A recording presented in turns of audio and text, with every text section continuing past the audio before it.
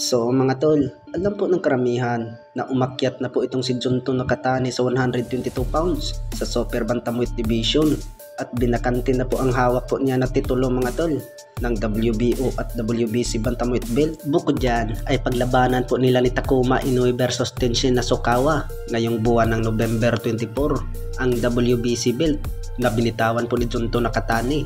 Samantala ay alam po ng karamihan mga tol na tinalo din ang ating IBF Super Flyweight World Champion na si Jerwin Angkahas kay Takuma Inoue. Ay sa ngayon mga tol ay mapalaban itong si Takuma Inoue kay Tenshin Nasukawa.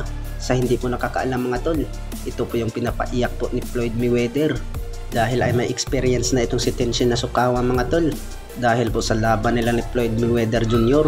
Bukod dyan ay talagang mahihirapan itong si Takuma Inoue kay Nasukawa dahil po sa experience. Sa kabilang banda naman mga tol ay kumpirmado na po ang bigating laban sa dating Unified WBA at WBC Super Welterweight World Champion Kit Thurman versus Sebastian Fundora ngayong buwan ng October 25. Sabay po ang laban nila ni Cuadro Alas.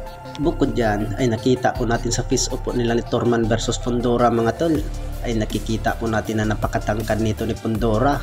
Nagiging easy fight lang tingnan po itong si Kit Thurman dahil po sa tangkad nito, pero banat po ni Kit Thurman mga tol ay hindi daw siya mahihirapan po sa laban nila ni Fundora.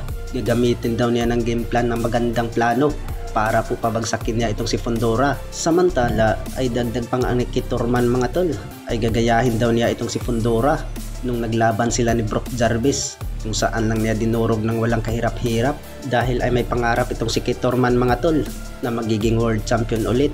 Ano kaya sa tingin niyo mga tol? Kaya pabagsakin ni Kit Thurman itong si Sebastian Fundora? Sa kabilang banda naman mga tol ay alam po ng karamihan na umakyat na po sa 122 pounds itong si Junto Nakatani.